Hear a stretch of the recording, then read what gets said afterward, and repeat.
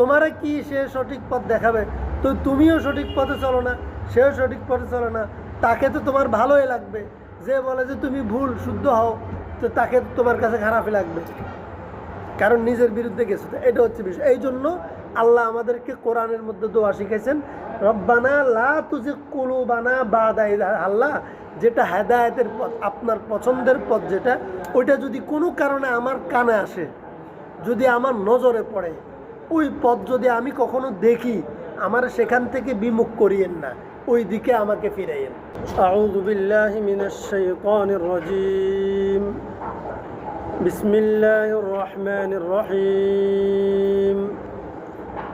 ويقولون لولا أنزل عليه آية من ربه فقل إنما الغيب لله فانتظروا إني معكم من المنتظرين وإذا أذقنا الناس رحمة من بعد ضراء مستهم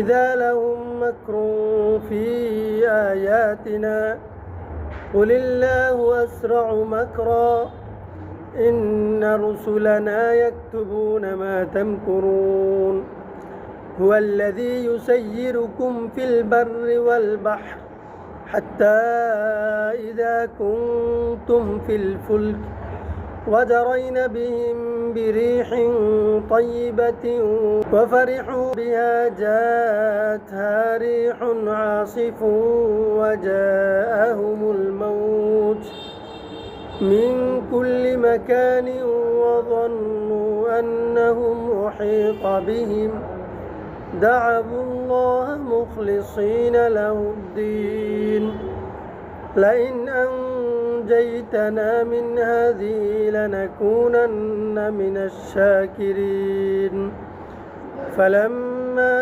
أنجاهم إذا هم يبغون في الأرض بغير الحق يا أيها الناس إنما بغيكم على أنفسكم متاع الحياة الدنيا ثم إلينا مرجعكم فننبئكم بما كنتم تعملون صدق الله العظيم سبحانك لا علم لنا إلا ما علمتنا إنك أنت العليم الحكيم رب زدني علما رب اشرح لي صدري ويسر لي أمري واحلل عقدة من لساني يفقه قولي رب يسر ولا تعسر وتمم علينا بالخير الحمد لله আজকে আমরা যে আয়াতে কারিমাগুলো তেলাওয়াত করেছি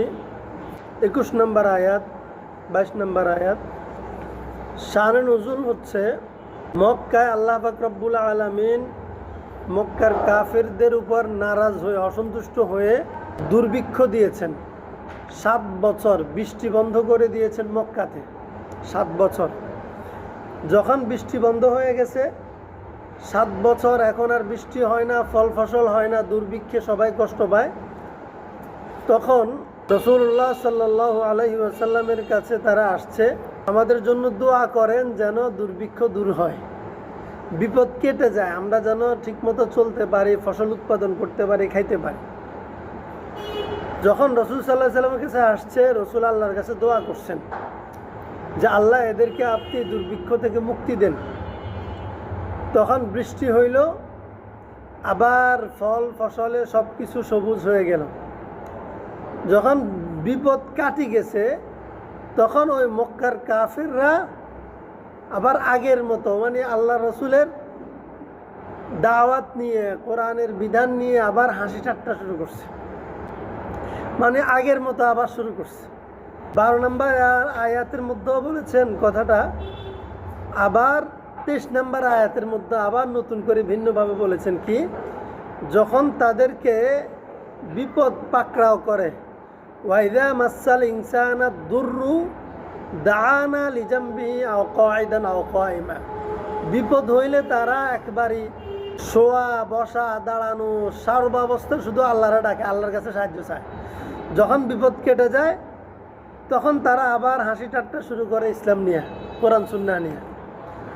এরপরে আল্লাহ 22 নম্বর আয়াতের মধ্যে উদাহরণ দিচ্ছেন, একদল মানুষ নদীতে ভ্রমণ করে, ওয়াল্লাযী ইউসাইয়িরুকুম ফিল বাররি ওয়াল বাহর।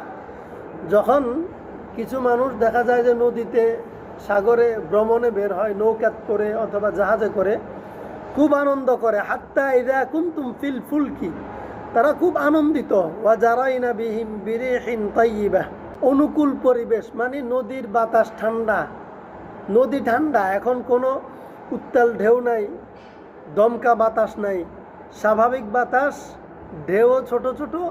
এই অনুকূল পরিবেশে যখন নৌকা চলে তারা খুব উপভোগ করে। যেমন আমরা মাঝে মধ্যে দেখি নৌকাতে করে নদীর মধ্যে পার্টি করে, খুব ঢোল তবলা বাজাইয়া, অথবা গাড়িতে যায়, কোথাও যাবে, কি জোরে গান বাদ্য চলে, হঠাৎ করে যখন গাড়ি অ্যাক্সিডেন্ট হয়, কোথাও ধাক্কা লাগে, কষায় ব্রেক করে, এখন লা ইলাহা ইল্লাল্লাহ সুবহানাকা, তখন সবাই বড় খতমের দোয়া পড়ে। আমরা রাস্তাতেও দেখি কি মানে উত্তাল উদ্যম নাচ, তাদের গান বাদ্য চলতেছে। যখন সামনে কোনো গাড়ি হঠাৎ পড়ে, হঠাৎ ব্রেক করে, তখন সবাই একটার উপর একটা পড়ে, আর কালিমা পড়ে, আর বড় খতমের দোয়া পড়ে। আবার যখন বিপদ কাটে বলে যে না না না, কোনো সমস্যা হয় না, সমস্যা হয় না, আবার নাচ গান শুরু হয়ে যায়। ঠিক এই চরিত্রটা কাফেরদের। কিন্তু দুর্ভাগ্যজনক এই চরিত্র আমাদের মুসলমানদের মধ্যে ঢুকে গেছে। কিভাবে ঢুকছে? ওই কাফেরদের শিক্ষা সংস্কৃতির মাধ্যমে, শিক্ষা কারিকুলামের মাধ্যমে, কাফেরদের রাষ্ট্র ব্যবস্থা, কাফেরদের সমাজ ব্যবস্থা, পরিবার ব্যবস্থা, সভ্যতা, সংস্কৃতি, শিক্ষা, এই সব কিছু আমরা যখন গ্রহণ করতে শুরু করছি, এগুলোর উপর ভর করে কাফেরদের স্বভাব চরিত্র আমাদের উপর ভর করছে। এটা কিভাবে হয়? প্রত্যেকটা শব্দের একটা কিন্তু তাসির থাকে, প্রভাব থাকে। বিজ্ঞানীদের গবেষণা আছে যে একজন মানুষকে, একটা আসামিকে রিমান্ডে নিছে, তার চোখ বাঁধছে, হাত বাঁধছে, বেঁধে তাকে সুই দিয়ে, চিকন সুই দিয়ে আঘাত করে, ঠিক যেভাবে সাপে কামড়ায় ওইভাবে। আর তাকে বলে যে এই শিকার কর, না হয় কিন্তু কোবরা মানে বিষাক্ত সাপ তোকে চোবল মারবে। ও তো দেখতেছে না তারা আঘাত করতেছে কে দিয়া, তাকে বলতেছে বিজ্ঞানীরা, মানে রিমান্ডের ওই ইয়াতে, যে তোমার এখন বিষাক্ত সাপ ছোবল মারবে যদি তুমি এই কথা না বলে, বা একটা বিষয়। তো এটা বলে তাকে কি করে, সুই দিয়ে, সাধারণ সুই দিয়ে, সিপটিফিন দিয়ে আঘাত করে। সে তো ভাবতেছে যে আমার সাপে কামড়াইতেছে। এটার পরে দেখা গেল যে এভাবে আঘাত করার পরে সুই দিয়া কিছুদিন পরে এই লোকটার চেহারা বিষাক্ত হয়ে গেছে এবং মারাত্মক সাপের বিষাক্ত বিষে সে মারা গেছে। এখন তারা তো সাপে কামড়ায় নেই, সাপের বিষ তার শরীরে আসছে কোত্থেকে? এখানে তো তারা গবেষণা করে দেখলো যে মানুষের যে হরমোন মস্তিষ্কে, মানে তাকে আপনি যে মেসেজটা দিবেন, যেই মেসেজ দিবেন, সে তার হরমোনের মধ্যে সেই মেসেজ অনুযায়ী অ্যাক্টিভ হবে। যখন আপনি তাকে এই মেসেজটা দিচ্ছেন যে সাপে, বিষাক্ত সাপ তারে কামড়াইছে, এই মেসেজটা যখন দিলেন, তখন তার ভিতরে সাপের প্রতিক্রিয়া তৈরি হয়েছে। এই প্রতিক্রিয়ায় তার ভিতরে এই বিষাক্ত এই বিষ তৈরি হয়েছে এবং তার নিজের ওই প্রতিক্রিয়াশীল বিষে সে মারা গেছে, মূলত সাপ ছিল না। এটা এই জন্য মানুষ বলে যে তোমরা সাধারণ কথাও বাচ্চাদেরকে বলতে কোনো এরকম শব্দ বলবা না যে শব্দটা খারাপ শব্দ। ধরেন আপনি বলবেন যে এই পড়ে যাবে। অনেক সময় আমরা বলি যে এই বলতে না বলতে পড়ে গেছে। আসলে অনেক ক্ষেত্রে এটা বাস্তব যে বলার কারণে সে পড়ছে, আমি বলার কারণে তার এই বিপদটা হয়েছে। কেন? অনেক শয়তান আছে। আমি এই কথাটা বলে দিচ্ছি আপনাদেরকে, আমরা দেখি না, কিন্তু আমাদের নজরের আড়ালে, আমাদের বাচ্চা কাচ্চার আশপাশে, আমাদের চারপাশে অনেক শয়তান বসবাস করে, ঘোরাফেরা করে, জিন শয়তান ঘোরাফেরা করে। তার ভিতরে হয়তো এই শয়তানি এখনো আসে নাই, মানে এই প্ল্যান তার মাথায় এখনো আসে নাই, চিন্তায় আসে নাই। শয়তান তো শয়তানি করে, সে চায় কারে কখন কিভাবে দুষ্টামি করা যায়। কিন্তু যখন আপনি একটা কথা, বিপদের কথা উল্লেখ করছেন, বলছেন, কিন্তু আপনি ব্যবস্থা নেন নাই, তখন সে এই সুযোগটা নেয়। এই সুযোগ নিয়ে আপনার মুখ দিয়ে যে এই কথাটা আপনি বললেন, ওই দুষ্টামিটা সে করে আপনার বাচ্চার সাথে। সে কোত্থেকে পাইছে? আপনার বলা শব্দ থেকে। এই জন্য বাচ্চাদেরকে এবং দুষ্ট, খারাপ, আরও অনেক খারাপ কথা আমরা নিজেদের বাচ্চাদেরকে বলা যাবে না। অর্থাৎ মানুষের প্রত্যেকটা শব্দের ক্রিয়ার একটা প্রতিক্রিয়া আছে। আপনার বলা শব্দটা যদি ভালো হয়, তার প্রতিক্রিয়া ভালো হবে। আপনার বলা শব্দটা যদি খারাপ হয়, তার প্রতিক্রিয়া খারাপ হবে। হারেম শরীফের একজন ইমাম, নাম হচ্ছে যে শায়েখ কালবানি, একবারই কালো বর্ণের লোকটা, তেলাওয়াত অনেক মধুর, বহু বছর ইমামতি করছে। এরপরে সে সৌদি আরবে সে নায়ক হয়েছে, মুভি তৈরি করে। সে শর্ট প্যান্ট পরে বিচে গিয়ে সে ছবি তুলে বিভিন্ন রকমের অভিনয় করে। এখন সে অভিনেতা হয়ে গেছে। এত বড় বড় দাড়ি, জুব্বা, আবার সে হাফ প্যান্ট পরে অভিনয় করে। যদি খারাপে হইতো, সে হারেম শরীফের ইমাম হইল কেমনে? আবার ইমাম হওয়ার পরে এত খারাপ হইল কেন? দুইটা বিষয়। সে বলে যে আমি আমার মায়ের বদদোয়ায় হারেম শরীফের ইমাম হয়েছি। ছোটবেলায় সে খুব দুষ্টামি করতো, খুব দুষ্টামি। মানে মা বিরক্ত হই তারে বলতো যে তোরা আল্লাহ কাবা শরীফে, মক্কা শরীফের ইমাম বানায়। মা মানে মনে কষ্টের থেকে সে যে কষ্ট দিত মাকে, মানে অতিরিক্ত জ্বালাইতো। জ্বালানের অতিষ্ঠ হয়ে মা চিন্তা করতো যে আমি যদি ছেলেটারে খারাপ কিছু বলি, ছেলে তো খারাপ হয়ে যাবে, আমি তো মা। তো বলতে আল্লাহ তোরে কাবা শরীফের, মক্কা শরীফের ইমাম বানায়। তো ওই কালবানি বলে আমার মার বদদোয়া আমাকে কাবা শরীফের ইমাম বানাইছে। মার বদদোয়া যে বলছে, মার বদদোয়া অর্থাৎ মা বিরক্ত হই, অতিষ্ঠ হই তারে এটা বলছে যেন সে তার উপর যেন খারাপ প্রতিক্রিয়া না হয়। তো মার এই মনে কষ্টের কথাটাও আল্লাহ কবুল করছে। কিন্তু এখন এখানে দুইটা বিষয়।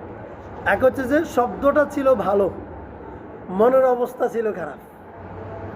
এটা কিন্তু বুঝেন, শব্দটা ছিল কি ভালো, কিন্তু মনের ভিতরে কষ্ট ছিল, বিরক্ত ছিল, অতিষ্ঠ ছিল।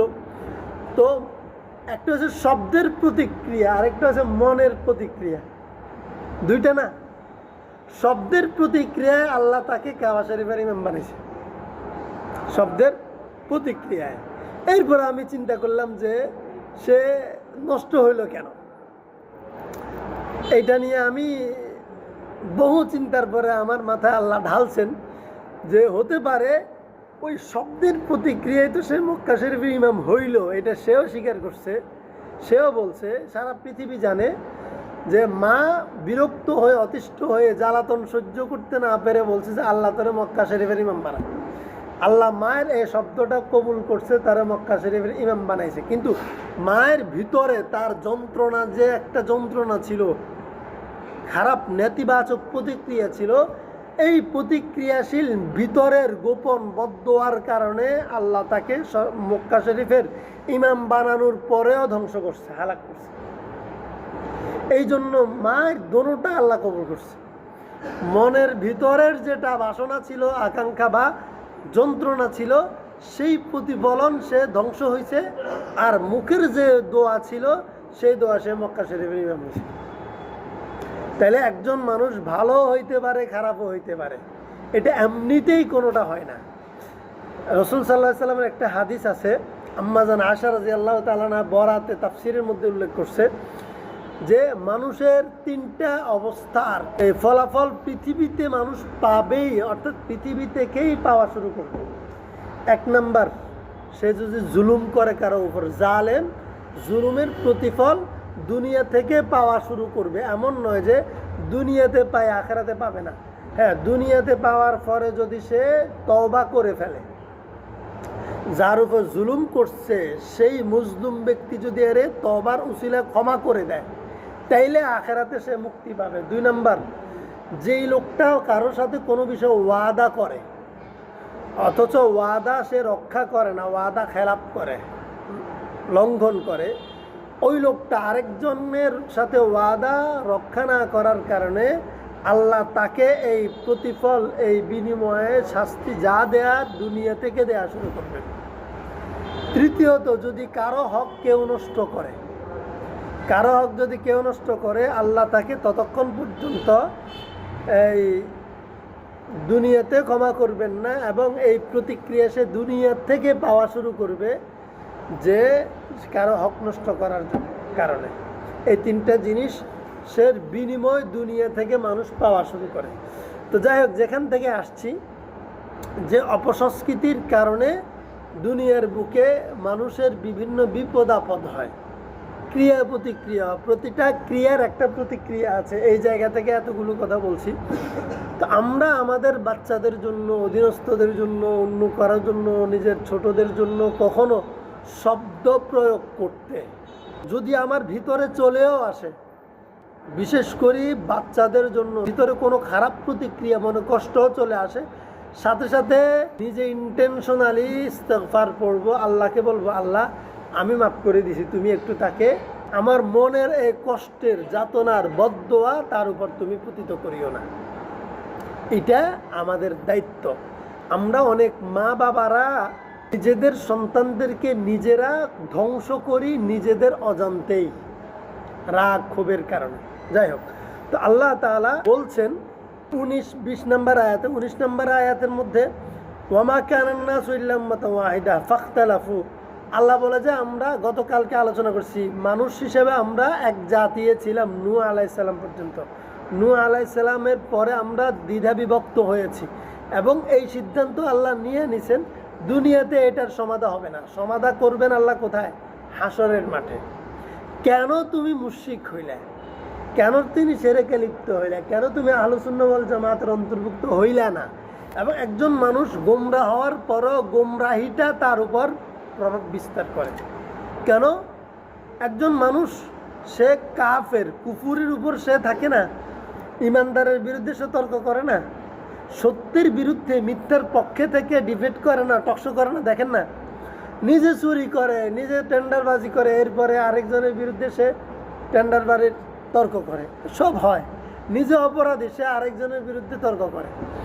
তো এই যে বিষয়গুলো, হ্যাঁ, এটা স্বাভাবিক, মানুষের একটা কালচার। নিজে যেই চরিত্র গঠন করে, কুফরি চরিত্র, শিরকি চরিত্র, বেদাতি চরিত্র, আকীদা সংক্রান্ত চরিত্র, আহলে সুন্নাহ ওয়াল জামাতের চরিত্র, ভালো চরিত্র, খারাপ চরিত্র, সত্যের পক্ষ, অসত্যের পক্ষে, যে যে চরিত্রই গ্রহণ করুক না কেন, সে ওইটার প্রতি মনে প্রাণে ওইটার প্রতি সে ঝুঁকে যায়। সে এটার পক্ষে সারা জীবন সাফাই গাইবে যতদিন পর্যন্ত সে সত্যের পক্ষে না আসবে। অর্থাৎ আপনি যেই দিকে ঝুঁকবেন সেই দিকে আপনি তর্ক করবেন, এটা নিয়ম। কাফের যদি করতে পারে, আকীদা বঞ্চিত বা আমরা যারা আমাদের আমল খারাপ, আমাদের নিজেদের মধ্যে আমল খারাপ, একজন মানুষ দেখবেন যে নামাজ পড়বে না, নামাজ না পড়ার পক্ষে সে তর্ক করবে। ওই বললাম না, একজন আমারে বলে ইসলাম তো মনের বিষয়, মনের বিষয় ইসলাম, কারণ সে ঠিকমতো ইসলাম প্র্যাকটিস করে না, নামাজটা আমার ঠিকমতো পড়ে না, সে বলে যে ইসলাম মনের বিষয়। তোমরা মোল্লারা এমনি ফতুয়াবাজি করো, বেশি ফতুয়াবাজি করে ফতুয়াবাজি করিও না। এই কথাগুলো ছিল নাস্তিকদের। এখন আমাদের ইমানদারদের মধ্যে যাদের আমল কম, নিজেদের আমলের দুর্বলতা আছে, তাদের আমলের বিরুদ্ধে, দুর্বলতার বিরুদ্ধে যখন মাসআলা চলে যায়, তখন সে মাসআলার বিরুদ্ধে কথা বলতে শুরু করে। এটা স্বাভাবিক প্রতিক্রিয়া। এই জন্য আল্লাহ বলে যে এটা সমাধা হবে না পৃথিবীতে, কারণ আল্লাহ সিদ্ধান্ত নিয়ে নিছেন সমাধা আল্লাহ আখিরাতে করবেন, সমাধা আখিরাতে হবে। এই জন্য আমরা অনেকে চিন্তা করি একসাথ হয় না কা, হুজুররা সব, মুসলমানরা সব একসাথ হয় না কা। না, আল্লাহ সিদ্ধান্ত নিয়েছেন হাসরের মাঠে আল্লাহ সবাইরা আলাদা করবেন, সমাধা সেখানে হবে। দুনিয়া সমাধানের জায়গা না। দুনিয়া হচ্ছে যে এই ফিতনার ভিতরে, এত বিভক্তির ভিতরে তুমি সত্য খুঁজে নাও। যার জান্নাত দরকার সে সত্য খুঁজে নিবে, যার জান্নাত দরকার নেই সে তার মতো চলো। হাসরের মাঠে সে যদি হিসাব দিতে পারে দেখ, না দিতে পারলে জাহান্নামে যাবে। তার আকাঙ্ক্ষা অনুযায়ী সে নতিজা পাবে, ফলাফল পাবে। আমরা যারা ভালো আম চাই, ভালো কাঁঠাল চাই, ভালো ফল কিনতে চাই, তখন আমি কি বলি, যাক দোকান বেশি হওয়াতে বাসি এসি কিনতে পারছি। কথাই, ও ফল কিনতে গেলে দোকান বেশি হওয়াতে বাসি এসি কিনতে পারছি। আর ইসলাম দিন গ্রহণের ব্যাপারে এখন কয় যে হুজুরে এত ভাগকা, ইসলামে এত বিভক্তিকা। আরে ভাই, এত ভাগ হওয়াতে তো তোমার জন্য সহজ। যারা বিভক্ত করছে তারা গোল্লাই যাক, কিন্তু তোমার জন্য সাধারণ খদ্দের, সাধারণ ভোক্তার জন্য সহজ সঠিক জিনিসটা গ্রহণ করা।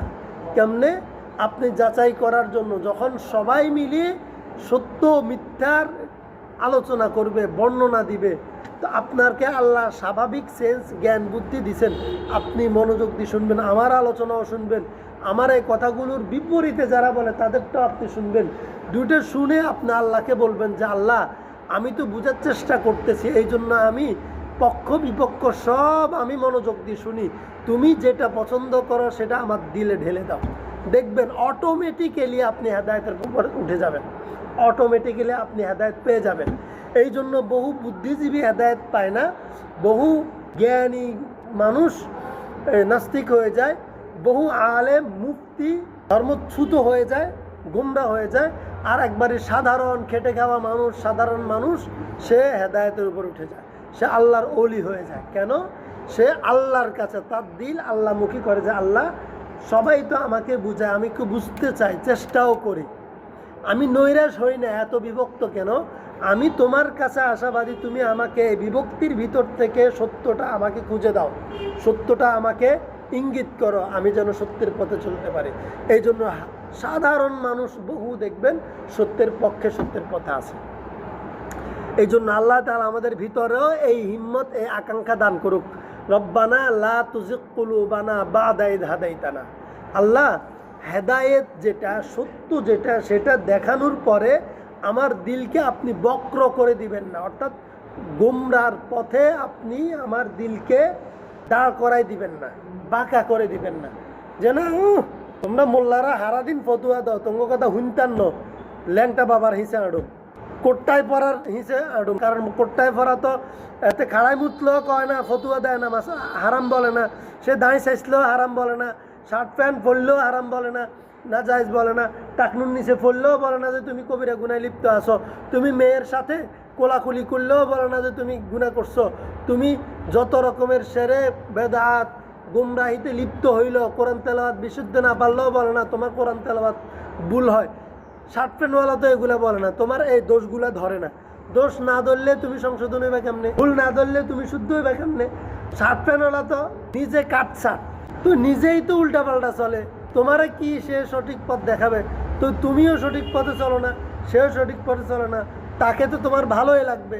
যে বলে যে তুমি ভুল, শুদ্ধ হও, তো তাকে তোমার কাছে খারাপই লাগবে, কারণ নিজের বিরুদ্ধে গেছে। তো এটা হচ্ছে বিষয়। এই জন্য আল্লাহ আমাদেরকে কোরআনের মধ্যে দোয়া শিখাইছেন, রব্বানা লা তুজিগ কুলুবানা বাদা ইদ। আল্লাহ, যেটা হেদায়েতের পথ, আপনার পছন্দের পথ যেটা, ওইটা যদি কোনো কারণে আমার কানে আসে, যদি আমার নজরে পড়ে, ওই পথ যদি আমি কখনো দেখি, আমার সেখান থেকে বিমুখ করিয়েন না, ওই দিকে আমাকে ফিরাইয়েন। ওয়ায়াকুলুনা, তারা বলে, কাফেররা বলে, লাউলা উনজিলা আলাইহি আয়াতুম মির রাব্বি, আমাদের উপর আল্লাহর আয়াত কেন নাজিল হয় না?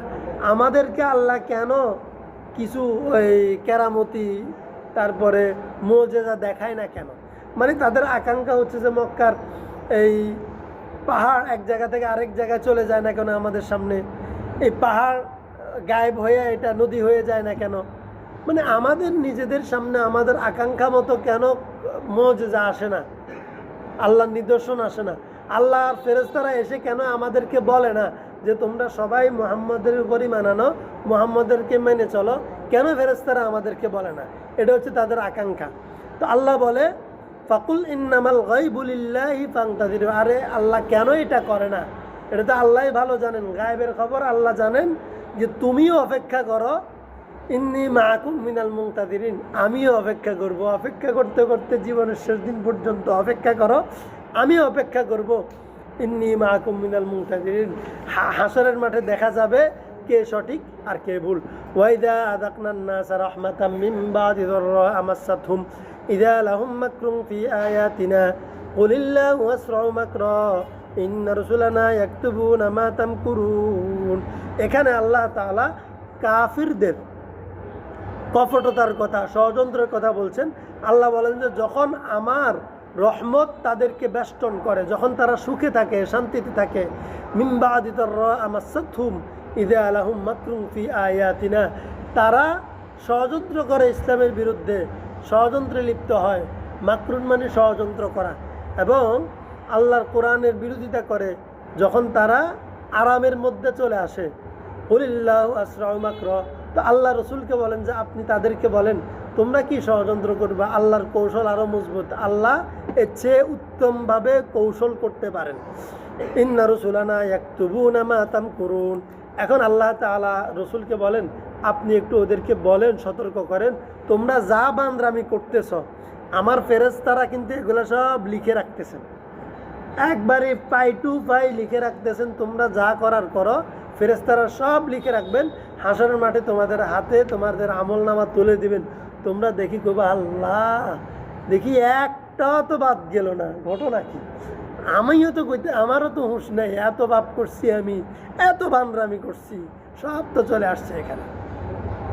হুয়াল্লাযী ইউসাইয়িরুকুম ফিল বাররি ওয়াল বাহর হাত্তা ইযা কুনতুম ফিল ফুলকি, এখানে এই আয়াতটা হচ্ছে আমি যে ঘটনাটা বলছি যে নদীর মধ্যে ভ্রমণ করে, তো আল্লাহ সেটাই বলছে কিছু মানুষ নদীতে ভ্রমণ করতে বের হয়, তারা যখন নৌকাতে উঠে ওয়াজারাইনা বিহিম বিরিহিন তাইয়্যিবাহ, নৌকা যখন অনুকূল পরিবেশে তাদেরকে নিয়ে চলতে শুরু করে আর তারা আনন্দ উল্লাস শুরু করে, ওয়াফারিহু বিহা, যখন নদী পথে মানুষ যায় দেখবেন যে সিটা কি করে যাইতেছে, পিকনিকে বাইর হয় তারা, নদীতে কি তাদের মাতলামি, কি তাদের আনন্দ নাচ গান, যখন ঝড় তুফান আসে আল্লাহ বলতেছে কথাটা ওয়াফারিহু বিহা, তখন তারা কি করে আনন্দ উল্লাসে মেতে ওঠে।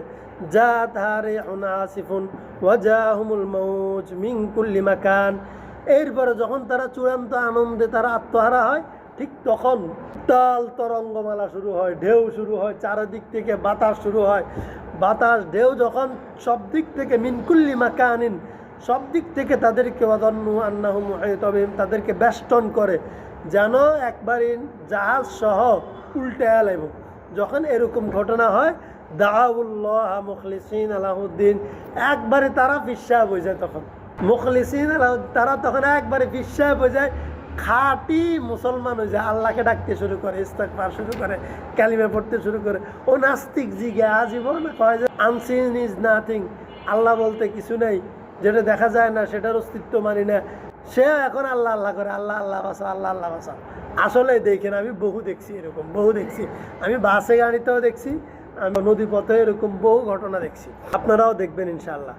লাইন আনজাইনা মিন হাযিহি লানাকুনান্না মিনাশ শাকিরিন, এরপরে তাদেরকে যখন আল্লাহ তাআলা এই আযাব থেকে রক্ষা করে, মুক্তি দেয়, যেন তারা কৃতজ্ঞ বান্দা হয়, আল্লাহর শুকর গুজার হয়। ফালাম্মা আনজাইনাহুম ইযা হুম ইয়াবগুনা ফিল আরদি বিগাইরিল হাক্কি ইয়া আইয়ুহান নাসু ইন্নামা বাগয়ুকুম আলা আনফুসিকুম মাতাআল হায়াতিদ দুনিয়া, আল্লাহ তাআলা এদেরকে মুক্তি দেওয়ার পরে এই মানুষগুলো মানে আবার বাগী হয়ে যায়, বিদ্রোহ শুরু করে ইসলামের বিরুদ্ধে, আবার নাস্তিকতাবাদী শুরু করে, তার চরিত্র আবার সে ফিরে যায়,